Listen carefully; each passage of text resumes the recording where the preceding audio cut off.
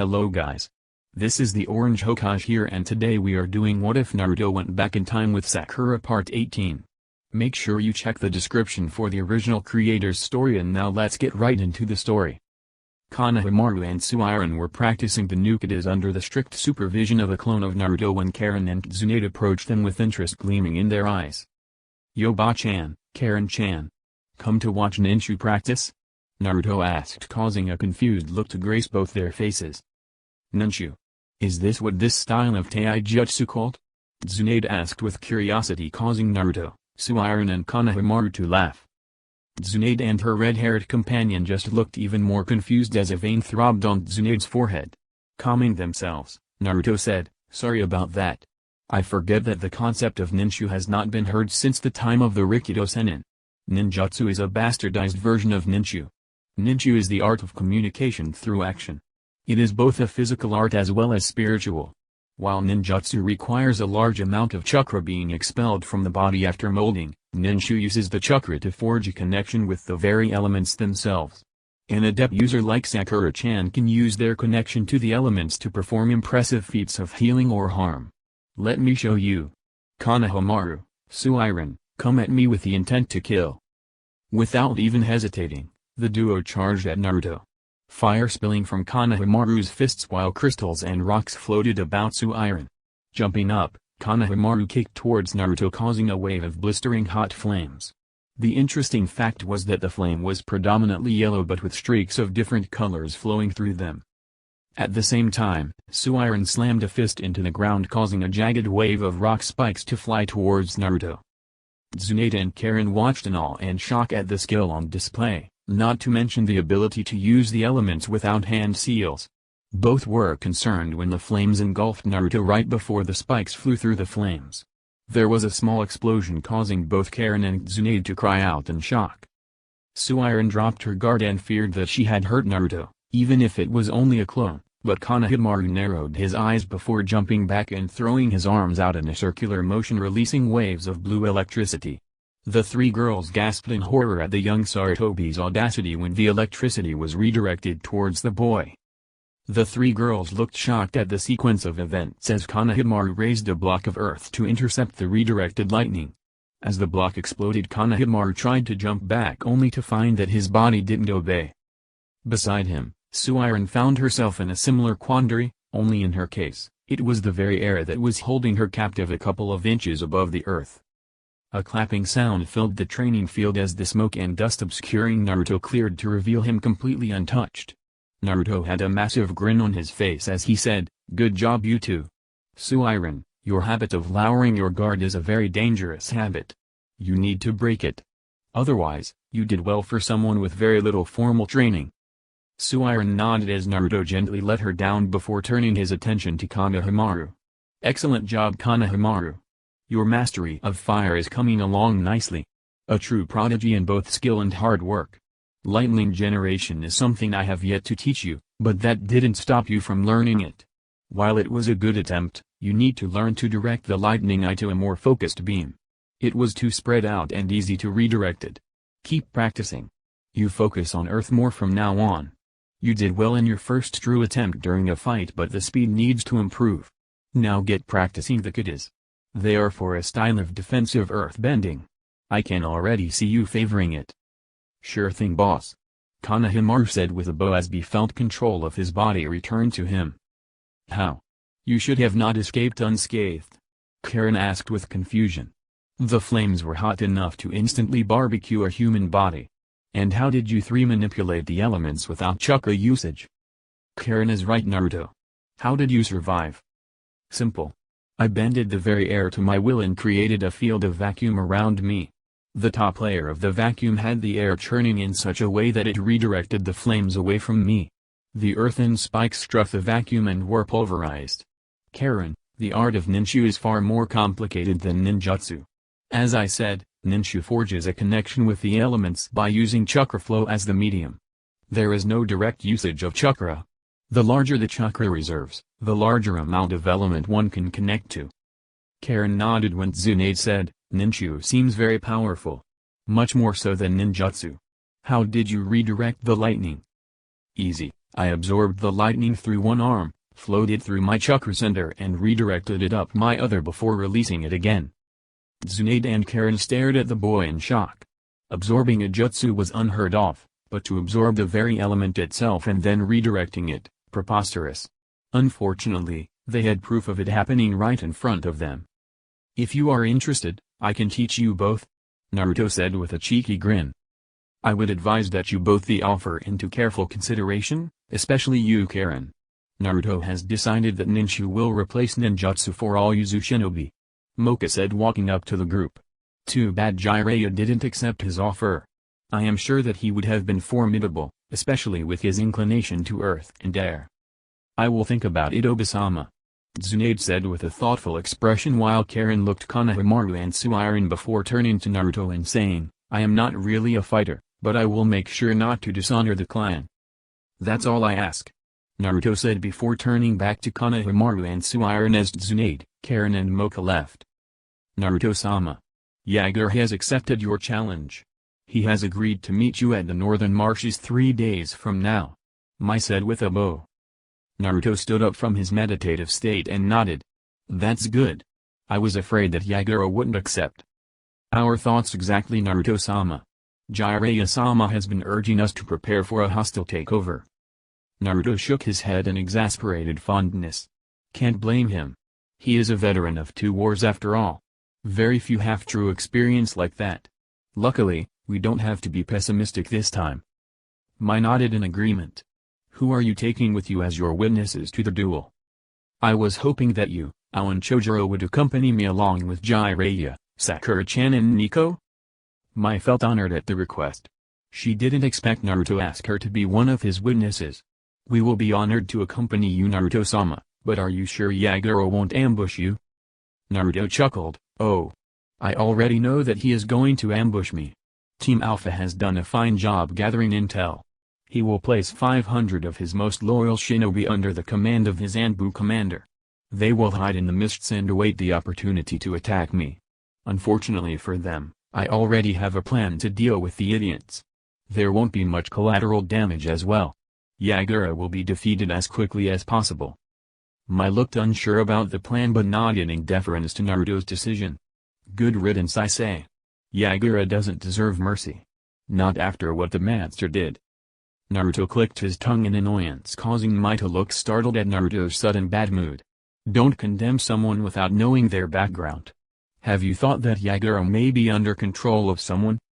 Mai nodded with shame. "I have, but even if that's true, the people of Kiri will never suffer him to live. Not after what he has put them through. Then have him be hidden. If I can free him from the control and fake his death, then have him as a personal Anbu guard. Keep him close. He would be a fine ally. An ally who is a complete wild card. Besides you won't have to retrain another Jinchuriki. You already have a cage-ranked perfect Jinchuriki." Mai nodded in agreement. "Will you be able to do that?" Naruto's face adopted a foxy grin as he said, "Who knows, but I will try." Haku, Fu, Sakura and Tenten were sitting at a secluded table in the mess hall having lunch when Naruto walked in with Zabuza, Gai, Neji, Lee, Sai, and Sasuke. As they entered, a respectful silence came over the gathered Kiri rebels. Many, having finished their lunch, stood up and left but not before bowing to Naruto.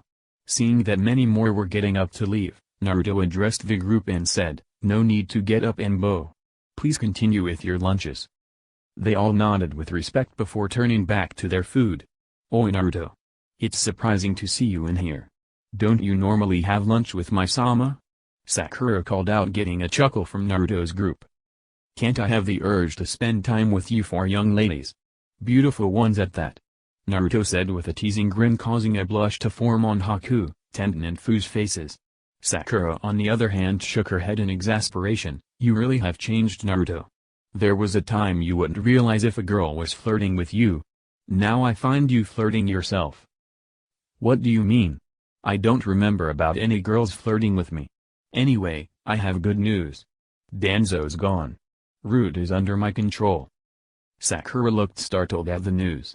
"When? How?" "This morning. I went to Konoha myself to deliver this week's report. The treacherous fool exposed himself without even realizing it. Anyway, Haku, I have recommended you to be in the Chunin exams. Your teammates will be Suiren and Uzumaki Karen, a genin from Kusa who was transferred to Yuzu as is proper. I will not let you down, Naruto-sama, Haku said with a bow. Team 9, at my recommendation, Gate has decided to allow you 3 in the Chunin exams as well. Start preparing. We will be back in Konoha within the week. Make us proud, my youthful students. I have no doubt that you all will do well. Gay said with unshed tears. The 3 members of Team 9 bowed to the 2 and replied, we will be sure to bring you honor, sensei, Naruto-sama. Sakura. Naruto signed before saying, you have been recommended for a field promotion from multiple separate sources including me. I have no doubt that you will at least be awarded the rank of Chunin. The decision is pending the Hokage's review of all the reports. Furthermore, Senjutsu Tsunade has returned and decided to test you in your skills as a combat medic. Prepare for a serious spar after we return to Konoha. Sakura nodded with narrowed eyes. She had a feeling that Naruto's actions were behind the spar. Then I guess Team 7 isn't going to be participating this time. Sasuke sighed in disappointment. Zabuza and Gay shared an amused look as Naruto said, unfortunately for you, Sasuke, you will be taking the exams with greenhorns. Kakashi has recommended you for the exams. Sasuke's eyes widened in shock at the information as he groaned, oh great. I have to babysit brats. Not really, your teammates will be Sai and Konohamaru. What? But Konohamaru is still in the academy. Sakura exclaimed in shock. With the new curriculum, Konohamaru is more than ready to graduate. In fact, his graduation exam is tomorrow. I am sure that my apprentice will be a good asset to Konoha. Sasuke released a sigh of relief before realizing his situation. With a look of horror, he turned to look at Sai. Seeing the look, Sai said, don't look at me like that, dickless. I am not into men. Everyone started laughing at the Uchiha's expense as said Uchiha grumbled about how unfair life is to him. Nico and Tora were sitting under a tree sharpening their Anbu Ishutendo when Naruto walked up to them. Nico, you will be accompanying me to the duel site along with Jiraiya, Sakura-chan, Mai, Ao, and Chojuro. Tora, I want you to create a few sensory plants around the camp. I have a feeling that Yagura won't keep to the rules of dueling. Both nodded and Naruto turned to leave. Just before disappearing, Naruto said, you both have been recommended for Spirit of the Forest medal. Tora, Danzo croaked this morning. Root is under my control now. Nico and Tora looked startled at the revelation, but before they could ask, Naruto vanished into thin air. A dark-skinned man with very prominent muscles was working through the massive pile of papers on his desk when a fair-skinned girl with blonde hair and blue cat-like eyes walked into his office with a look of anger on her face. Looking up from his paperwork, he took one look at the girl's face and a shiver passed down his spine. Shaking off the feeling, the man asked in an irritated tone, what is it, Yujito? Don't you see I have much work to do? The girl narrowed her eyes and said in a cold tone, don't care. How could you do that to me, uncle? The man looked confused before his eyes widened in realization, you know? Yep. The man sighed before saying, it's not completely assured, Yujito. We don't know if he will accept, and we can't force him to do anything. On the contrary, it is more probable that he will force us to submit to his will. That doesn't mean you can use me as a bartering chip. Yujito all but shouted. A cold killing intent wafting off of her.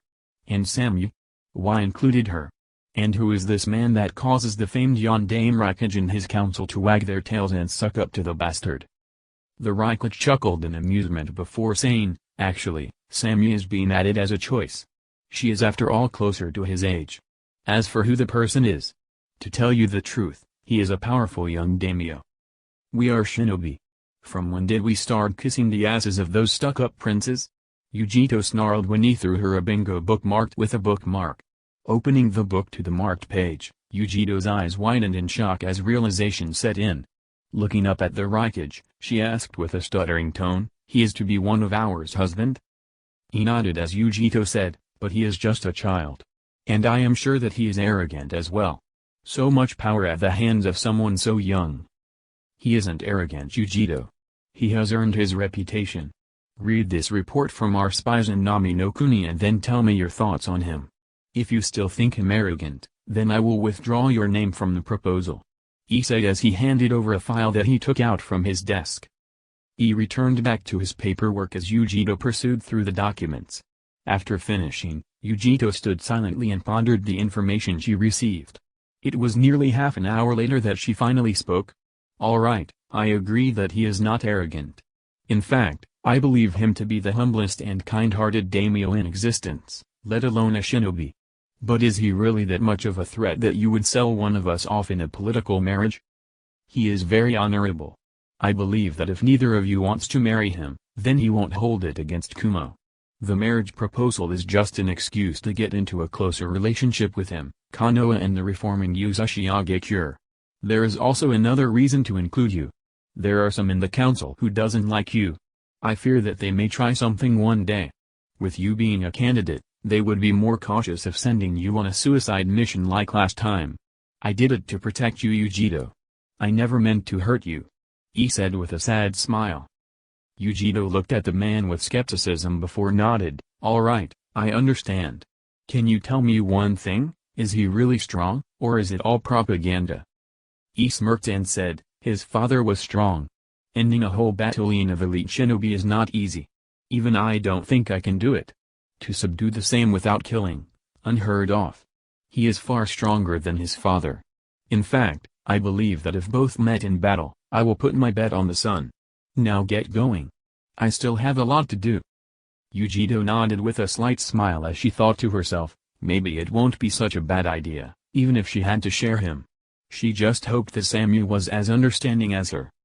Hearing the door to his office close, he let out a sigh of relief. He really thought that Yujito would have practiced her clawing skills on his face. He knew who was responsible for the information leak and he promised himself that he will punish the fool as he growled out, "When I get my hands on Jūbi." Naruto, Mai, Chojuro, Ao, Jiraiya and Nico walked towards the meeting place in the middle of the swamplands. Sakura was also there, but instead of walking, she was using earthbending to follow them underground. As the group neared the appointed place, they saw that Yagura was already there with 3 members of his shinobi council. "I am surprised that you didn't try and ambush Yagura. It seems that all hope isn't lost for you yet," Naruto said with a mocking grin. Yagura just glared at the boy before saying, "I am not an uncouth barbarian like those you support. Shall we get on with it?" "Really? Then who are the presences I sense scattered about the swamp?" Naruto said, getting a confused look from Yagura. At the same time, the 3 counselors were sharing nervous looks and fidgeting. "Oh, you don't know. Then it seems that your counselors have their own agenda, isn't that right?" The 3 counselors shivered in fear. Yagura may have let them do anything they wanted, but they knew that Yagura didn't take kindly to anyone other than himself ordering his troops. Before they knew what happened, spikes of coral had pierced their hearts. Just before they lost consciousness, they saw Yagura's usually impassive face sporting an angered expression. "Forgive me for the insult. I didn't expect my counselors to go behind my back. In fact, I had ordered all my troops to stand down and await the results of our duel under the pain of death. Please allow me to correct the mistake." Naruto saw Yagura bow to him with an impassive face, only for Yagura's Anbu commander to appear and attack Yagura, only for the earth in front of the Mizukage to burst forth and reveal a pink-haired girl fly out and punch the man in the sternum. Everyone watched as a shockwave erupted from the point of contact before the man's body flew back with a massive hole in his chest. As the Anbu commander died, a massive shout erupted from the surrounding forests as a battalion of 500 Kiri shinobi charged forward with intent to kill. Before anyone realized what happened, a 6-point red barrier formed around the duelists and their witnesses. "Yagura, see how many are traitors and how many are just following their superiors' orders," Naruto stated with a grin as he handed the Sanbijin Chiriki a seal. Seeing Yagura's confusion, Naruto mimed placing it on his throat and speaking. Nodding, Yagura placed the seal on his throat and activated it before speaking, "All Kiri shinobi. I, Yagura as your cage, orders you to stand down and retreat. Await the results of the duel. Any who disobey me will be treated as traitors regardless the outcome of the duel. I repeat, stand down and retreat." Deactivating the seal, Yagura handed it back to Naruto with a grateful nod and waited for the loyal shinobi to retreat. At the same time, the shinobi closest to the barrier started trying to break it down with a barrage of jutsu. After 5 minutes, Naruto sighed and said, "It seems that only 3/5 of the battalion retreated. The remaining 200 are traitors. Do you mind if we handle the situation?" "Go ahead. It's not like I have an inclination to save them." Naruto nodded before turning to Sakura and nodded. With a grin expression, Sakura nodded and vanished into the earth before reappearing in the middle of the attacking shinobi. Before the Kiri traitors could react, Sakura took a deep breath before stomping the ground. Spikes of earth erupted around the girl, easily piercing the surprised Kiri shinobi. Before they could react, Sakura jumped forward and punched the ground, causing a shock wave to erupt, throwing back the Kiri ninja. Straightening up, Sakura took a deep breath before the diamond on her forehead glowed and spread around her face and arms. Looking up, Sakura grinned before stomping the ground, causing large chunks of earth to float around her. Looking around, she saw the Kiri ninja prepare to throw jutsu at her. Throwing her arms forward, the large boulders flew forward and crashed into the surprised ninja. At the same time, the ninja flanking her threw some water ninjutsu at her, hoping to take her by surprise. Making a waving gesture, Sakura took control of all the water jutsu around her and caused the water to flow around her like a serpent. Shaping the water into multiple tentacles, Sakura caused them to whip out at the shocked shinobi. The shinobi just looked surprised as their jutsu were turned against them in an instant. The whipping of the water caused many sharp blades of water to rain down upon the surprised shinobi. The most shocking thing was that the water froze into ice as they flew at the shinobi. A few were able to jump away or use the kawarimi to save themselves, while the rest were left bloody and dying on the field. Raising her fist, Sakura drained the blood out of the dying ninja and directed it into a ball of frozen blood around her just as multiple fire jutsu struck her position. When the flames dissipated, the Kiri shinobi were shocked to see the blood sphere still standing. Before they could realize what was happening, cracks appeared on the frozen blood. A dull orange glow could be seen from inside the sphere before the sphere suddenly vaporized, revealing a sphere of flowing lava. "My, Yagura!" Aon Chojuro gasped in shock as Sakura manipulated a massive quantity of lava and used it to easily wipe away nearly half of the remaining forces, all of whom were stunned at the revelation of someone manipulating lava to such a degree. Turning to Naruto, Mai asked, "Does Sakura-san wield the Yotonkeki Genkai like me?"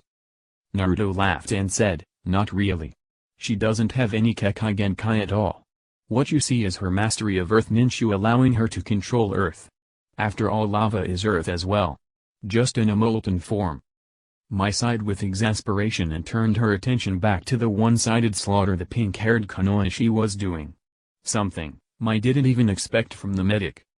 Letting the lava direct the surviving traitors into a single group, Sakura smirked before jumping up with a pillar of earth, helping her gain even more height. The shocked traitors shivered in fear as the pink-haired girl vanished in the glare of the sun. Taking defensive positions, the lava restricting their ability to flee, the traitors waited for the girl to crash down in between them. Unfortunately for them, Sakura had a different plan. Pulling back her fist, a pale blue glow covered it as she threw it forward. An invisible shockwave erupted from her fist. As Sakura was dropping on towards the ground, she saw her shockwave strike the unsuspecting group and flow through their bodies before striking the ground, causing a small crater to form under the group. Right as the crater formed, the bodies of the traitors turned to a thick red mist of blood with pale pink pieces of flesh and organs slowly falling within it. Chojuro, Nico and Mai vomited at the brutality of Sakura's fight. To see human bodies disintegrate from a mere shockwave is not something even shinobi of their caliber can easily handle. Beside them, Ao and Yagura looked a bit queasy but held their urges in. Only Naruto and Jiraiya didn't react to the scene as they watched a pillar of earth rise and catch the airborne Sakura before she could fall into the blood mist. Making a gesture, the pillar surfed over the swampy land towards the barrier holding them in. As the pillar reached closer, it merged with the ground before Sakura came to a stop right in front of the barrier, standing on solid ground. As Naruto released the barrier, Sakura walked towards them, causing the recently recovered Mai, Nico and Chojuro to flinch at the pink-haired medic's presence. Looking over the girl, Jiraiya said, "Ha! Now I am glad that Tsunade became lazy after leaving Konoha. Naruto, remind me not to get caught by your friend doing research. I really don't think that I want a beating by her hands." Naruto chuckled as Sakura smirked as Jiraiya continued, "Damn girl, what kind of training did the two of you do before graduating? Better yet, what have you been eating, because I want some. I must say, child, you are truly a brilliant kunoichi. If only I had a few shinobi like you under my command. Then my men and women would have painted the mists red as Sakura-san has done with the traitors, Yagura. Mai sneered in contempt. Let us dispel with the pleasantries and get to the point of the meeting. Yagura, let us face off after you have regained your composure. Jiraiya, take these 4 kunai. The seals on them are already charged with chakra. I am sure you know what to do. All of you move away about a mile towards Kiri. You have 5 minutes before we duel. Naruto said with a commanding presence as he handed Jiraiya 4 kunai. With a grim nod, everyone headed off towards Kiri while Yagura and Naruto closed their eyes and waited until the 5 minutes were over. While they waited, Naruto quietly said, if you want to even have a chance to win, come at me with your and I subuse full strength from the start, or else, I can assure you that you will lose. Horribly as well. Then again, on second thought, don't. It will be easier for me to defeat you. Yagura opened his eyes and glared at Naruto with his eyes glowing an angry red right before he said in a cold tone, aren't you confident? Aren't you overestimating your abilities? How can you be so sure that you will win no matter what? Who knows? But, if I was you, I would take my advice. Naruto said with a grin before he became serious as Yagura nodded stiffly as he was covered in a cloak of bubbling red chakra taking the form of a turtle with 3 tails waving behind him. Yagura let out a growl before the chakra cloak started enlarging with Yagura being in the recently formed head. The red chakra solidified into a gray skin and shell of a massive 3-tailed turtle. Opening its mouth, the turtle started gathering yin and yang chakra into a super condensed ball of chakra when Naruto raised his right hand and pointed his palm towards the Sanbi Yagura. With a grin, Naruto called out, Bakudo, Hyaku Yari. A white glow encompassed Naruto as the light around the Sanbi Yagura started condensing into thick large spears before, in a blink of an eye, all the spears drove through the Sanbi's body and into the ground, bring down the beast with them. At the same time, the technique seemed to have arrested the Sanbi's ability to mold and manipulate chakra, causing the Bijūdama to dispel. With another grin, Naruto raised his hand up again and snapped his fingers causing the air to glow with esoteric kanji causing everyone, excluding Naruto, to lose all control of chakra. The seal also had an added effect of forcing a Bijū back into its prison. As such, the Sanbi was back inside Yagura with the chakra cloak fading into the air. Yagura looked shocked and afraid as Naruto raised his hands up before bringing them down. At first, Yagura didn't realize what happened but suddenly, he felt his body being pushed down. It took a few moments, but by the time Yagura realized what was happening, he was already on his knees as the air around him took on a sliver sheen and started swirling into an orb of opaque winds. A hidden observer was watching the battle with a calculating expression. This was very concerning developments for the observer's plans. Naruto was too powerful to be easily caught. The observer watched as Naruto raised his arm and made a fist causing the sphere of opaque wind to collapse, causing a bloody red mist to form. The observer narrowed his single visible eye as he felt his control on Yagura's mind break. Nodding to himself, the observer was about to leave when Naruto vanished into thin air. This caused the observer's eye to widen in shock as he felt the sudden presence behind him. The observer turned to see Naruto grinning as a translucent shimmering field was covering the boy in an oval barrier. Jumping back, the observer took a cautious stance and asked, "How can Tobi be of service?" "Because Tobi's a good boy, Naruto-sama." Naruto's grin widened as he chuckled a bit before speaking.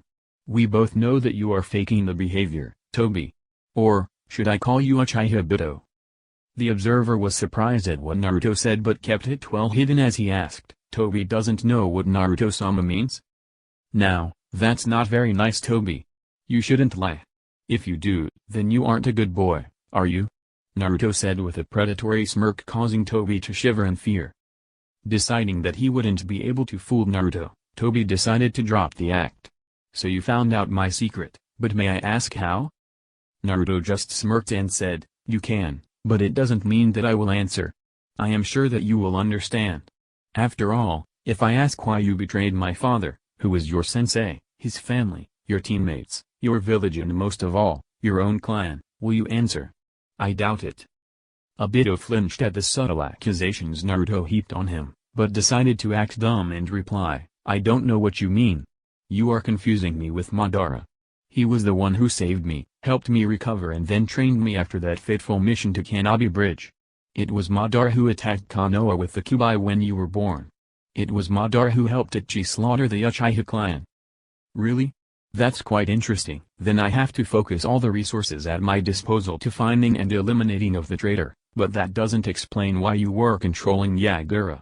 Answer that question and I will answer how I know your identity. What do you say? Naruto asked with a skeptical look. Obito nodded and said, Kiri is the reason my teammate, the girl I loved, died. Nakamura Rin was transformed into the Sanbi Jinchuriki with a seal designed to slowly fail and release the beast in Konoha. Kakashi-sama killed her in cold blood, instead of taking her to Minato-sensei. I am sure that he could have done something to save her. Naruto felt the raging emotions surging within the rogue Uchiha, causing the blondes to give Obito a sad smile. I can understand your position a bit, but did you ever question the situation? I find it a bit suspicious that Rin had become a Jinchuriki of the Sanbi when Yagura was already the Sanbi Jinchuriki.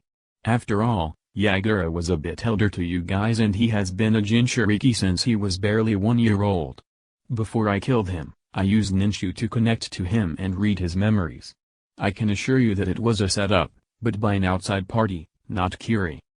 Obito looked startled at the information. That was not something he was privy to. He was wondering why Zetsu didn't say anything about it, but decided that Zetsu may not have gathered such detailed information on Yagura. Then his eye hardened in contempt at the realization that Rin had died for nothing. You should know that Kakashi has never been the same. He actually imitates your tendencies of lying and being late in your memory. He spends an inordinate amount of time staring at your name, Rin's name and my parents' names, all the while moping about in depression. Don't judge Kakashi too harshly for killing Rin. No one curses the events more than him. Obito narrowed his eye in annoyance and was about to comment when Naruto continued, I am sure that if it was Sakura-chan and I in that position, I would have done the same as Kakashi. Sakura-chan wouldn't have wanted herself to be the reason Konoha was harmed. I can guarantee that Rin would have wanted the same thing and in fact, followed what she thought was the best course of action. I wouldn't be surprised if she had jumped in front of Kakashi's jutsu that killed her. Obito nodded with a thoughtful expression behind his orange spiral mask. I see. Now that I think about it, Rin was a loyal Kunoichi of Konoha and would have thought sacrificing herself would have been better than being the cause of Konoha's downfall. Unfortunately, that doesn't dismiss the sting of her death. I agree, but we should honor their sacrifices and try to make sure that their sacrifices weren't in vain. Not undo what they sacrificed to protect. Naruto said with a cold accusing tone, causing Obito to shiver in fear. I know that you lied to me, Obito, about Madara. The only reason I am letting you go is due to you being my father's student. I hope you wake up and realize that your path will only lead to pain for everyone, including yourself. Obito seethed in rage at Naruto's words, but as he was about to comment, he saw Naruto vanish into thin air again. Focusing his senses and his Sharingan, Obito tried to see if Naruto had put him under a genjutsu, but to his surprise, he found himself completely free of such influences. Giving off a dark chuckle, Obito glared at the place Naruto recently occupied and commented, How would you know, Naruto? You haven't seen the truth of the world yet. Mark my words, your time in the world is numbered. I will come after you. Project Tsukinomi is the only path to salvation. With that said, Obito turned towards the place Naruto had reappeared before. The very space around him swirled inwards towards his chest as he was absorbed into the vortex. Naruto reappeared in front of his group, all of whom had shocked expressions on their faces. None of them could believe that Naruto had killed Yagura so easily while in full Bijū mode, and after saying that he would try and save the Sanbi Jinchuriki.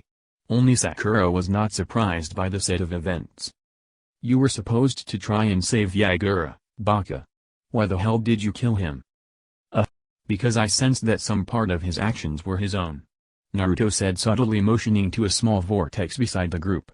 Sakura raised an eyebrow but decided not to comment. Besides, I also found out who was controlling Yagura and Isabu. Everyone raised an eyebrow, or in Sakura's case, raised an eyebrow in surprise. Mai asked, who was the mastermind? A supposed dead traitor of Konoha by the name of Uchiha Madara, or so he claims. I can assure you that he is an Uchiha, though I can't say if he is truly Madara or another Uchiha masquerading as him," Naruto said with a frown. Sakura narrowed her eyes at what Naruto was saying. This was not part of the plan they concocted with Kurama. Naruto was going off script, just like he does during fights. So it is Uchiha Itachi? But that can't be right.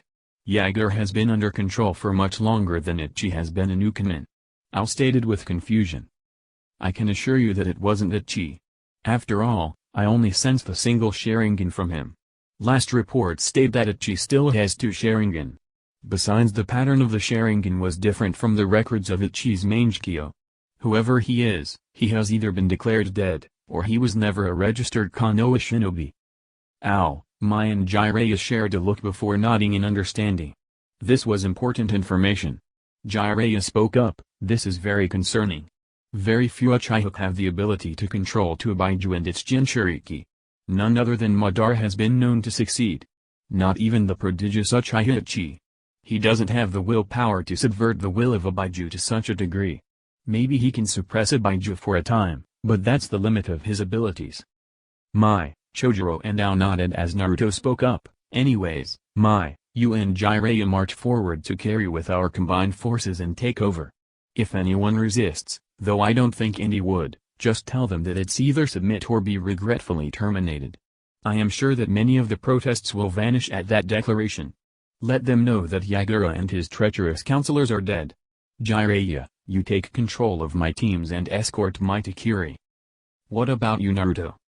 Turning to his pink-haired teammate, Naruto grinned and said, "I have an appointment with Mitsunari. I should be back by tomorrow evening with Kakashi. Jiraiya, make sure that our teams are ready to leave on the dawn of the 3rd day from tomorrow." Jiraiya nodded and reached out a hand to catch the scroll Naruto threw at him. Opening it, Jiraiya saw that it was an official declaration of temporary transfer of command to him from Naruto. Nodding in satisfaction, Jiraiya said, "Feels like old times. Your father used to do the same from time to time. Then I will be off. Good luck with the organization of the new regime," Naruto said with a foxy grin before he was engulfed in a golden chakra cloak. In a flash of yellow, Naruto had already vanished from sight. "Did he just teleport out of here with the higher shin?" Ao asked with an odd tone, causing Sakura to giggle and comment, "Not really. He just ran away. I am sure that he can easily rival the Yondaime Raikage in pure speed while using the Kubi's chakra." Everyone, including Jiraiya and Nico, stared owlishly at the pink-haired girl before Jiraiya finally snapped out of the funk and said, "All right people, we have a lot to do. Let's head back to camp. We have a possibly hostile shinobi village to take over." It had been nearly an hour since Naruto had left when the site of Mitsunari's castle came into view. All around the high walls of castle, patrols of female samurai archers and male samurai swordsmen were seen keeping a strict vigil. As he approached the massive gates of the castle, an arrow flew near him. A warning shot. With a grin, Naruto plucked the still flying arrow out of the air and came to a stop in front of the gate. Twirling the arrow in between his fingers, Naruto called out, "I hope you have a good reason for shooting this at me. I wonder what Mitsunari will say about this transgression against my clan." "Shut your mouth, mongrel. How dare you utter Daimyo-sama's given name? Answer now, or be killed for your insolence." A female samurai called out, wearing a slightly more ornate armor than the rest, signifying her being a squad captain. "Hotaru. How dare you insult Naruto-sama? WHO gave you the permission to shoot your mouth again?" An angry voice shouted out behind her, causing the woman to quake in fear. Turning around and bowing low, Hotaru started stammering out apologies. "Please forgive me, Shiki-sama. I didn't realize that he was Uzumaki-sama. Though he was one of Yagura's men." "Are you blind, Hotaru? Do you not see the specialized Hittite on his head, the Yuzu Hittite tied on his upper right arm and the Konoha Hittite around his waist?" Besides, a description of Naruto-sama along with a picture was supplied by Kakashi-san to all guards. "Are you telling me that you have not checked the memos? You have shamed my family by your disgraceful actions." "No harm done, Shiki-san. I find it quite reassuring that Hotaru-san is so fanatically loyal. I could sense her emotions. You won't find a more loyal retainer if you tried." Shiki nodded as Naruto jumped up to the wall and then turned to Hotaru and said, "And you should learn to curb your impulsive tendencies. I may not take offense, But others may not be so lenient. You could easily start an international incident, and lose your life and maybe even condemn your family to the wrath of the one you insulted. I understand, Uzumaki-sama. I will strive to improve myself. Thank you for not taking offense at my insolence. Hotaru said, kneeling on the floor and bowing her head. Naruto just waved it off and turned to Shiki as the golden cloak of chakra receded back into his body. If you are here, Naruto-sama, can I conclude that the war is over? Shiki asked with a hopeful tone. Naruto smiled and nodded before motioning of Shiki to lead the way. With a bow, Shiki turned and walked into the castle with Naruto following behind. All around them, the samurai were bowing. No. Naruto stated quietly but forcefully, causing Mitsunari to flinch. Taking a shaking breath, Mitsunari asked, then can I assume that Yuzu has not forgiven our family's previous transgression against yours? Is that why decline our offer of peace? Not at all. I don't let the past rule the present. As to why I won't accept your offer, I find it barbaric. Forcing your own daughter into what is just glorified slavery is something I detest. Naruto said with a venomous tone, causing Mitsunari to flinch. Naruto-sama, if I may? Shiki asked with a tense tone and waited as Naruto stared at him for a moment before nodding for Shiki to continue. Letting out a relieved sigh, Shiki said, much like you, I also detest making women into concubines. While I will contest my father's decision, as I love my sister very much and would love to see her married off and be a concubine, but due my family's past indiscretions against yours, we didn't have the courage to offer her hand in marriage to you. Please forgive our weakness. As Shiki bowed to Naruto, the blonde-haired Jinchuriki laughed and said, if you had offered her hand in marriage instead of as a concubine, I would have been honored to accept it, but only if your sister was amiable. I will not accept her if her heart isn't in it. Thank you, Naruto-sama. Please forgive my insolence. Also, I humbly offer my daughter's hand in marriage to you, if she is amiable. Naruto narrowed his eyes at Mitsunari for a moment, causing the older daimyo to nervously twitch in his seat. After a few moments, Naruto nodded, I wish to speak with your daughter. As you wish, Naruto-sama. Mitsunari said as Shiki stood up and left in a hurry. As the two daimyo waited, they sipped on the tea Himade had handed them. After a few minutes, Shiki walked into the room with a girl wearing light form-fitting leather armor reinforced with strips of metal with fine Fuinjutsu Shiki engraved into them. Narrowing his eyes, Naruto stared at the seals for a few moments before turning to Mitsunari with an unimpressed look. You are using Uzumaki reinforcement seals. Do you have permission to use them? Mitsunari, Shiki and the girl looked startled at the sudden heavy presence Naruto was emanating, but before anyone could comment, Naruto said, anyways, I will let it slide as this seal isn't something we monopolize on. I would hope that the crafter isn't teaching Uzumaki seals without my clan's permission? Shiki let out a soft sigh of relief and said, you have nothing to fear on that front, Naruto-sama. The crafter is an old woman. While he was young, he was honored to be taught by a Uzumaki seal master. I will have her come meet you with all the licenses your clan had issued her. Naruto nodded and turned his attention back to the girl. She was a couple of years older than him with soft wavy brown hair falling to her mid-back. She had pale green eyes, the color of fresh leaves. Her skin was slightly tanned and from the calluses on her hands, Naruto deduced that the girl trained hard with an Asian strapped to her back. She had a heart-shaped face with soft features, giving her a kind yet stern look. Focusing his emotions sensing abilities he got from Kurama, Naruto felt the slight apprehension and happiness from her along with a bit of admiration directed towards her brother and a bit of loathing towards her father. Standing up, Naruto bowed slightly before saying, it is an honor to be in the presence of a beautiful warrior as you, milady. I am Uzumaki Naruto, at your service. Nervously smiling, the girl returned the bow with a deeper one and said, no, I am honored to be in your presence, Naruto-sama. I am Otoheime. A beautiful name for a beautiful flower, though I know that you have quite the thorns. I hope that I don't get pricked. Is your singing voice as beautiful as your name? Naruto said with a calming smile, causing the girl to blush in embarrassment. Naruto could feel her happiness increase at his comments. Thank you for the compliments, Naruto-sama. Please call me Naruto, I don't like my friends call me such. May I consider you my friend? Naruto said, causing the girl's apprehension to nearly disappear. Of course, Naruto-kun. Please call me Hisui. All my friends call me that.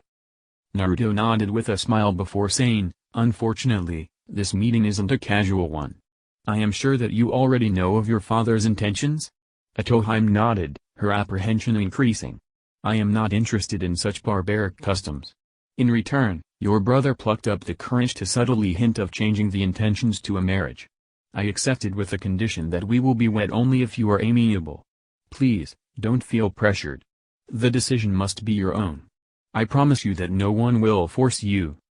At that Mitsunari felt a shiver run down his spine. It felt like the Shinigami had placed a hand on his shoulder. I plan to leave for Kiri tomorrow after lunch. I leave you until then to come up with a decision. Don't fear to consider rejecting me. I would prefer that you accept wholeheartedly. Even if you decline, Ninshu will not suffer the consequences. Besides, we are friends now.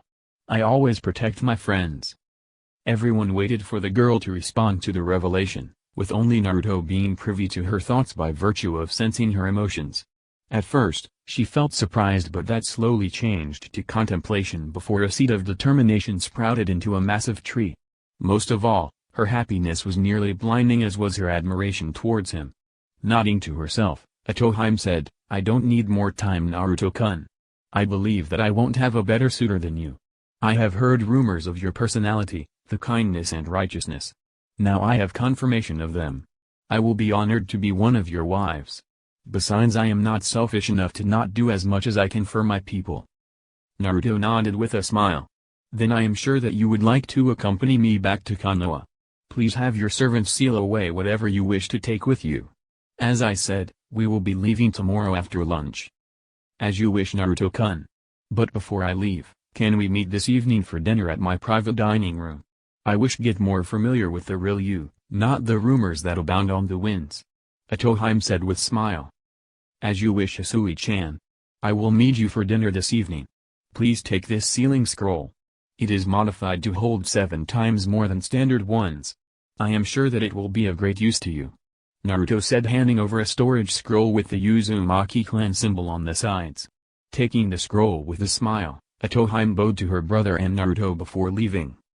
As evening was approaching, the guardsmen had posted at the gates of Kiri were lazing about in the sudden peace that they were enjoying.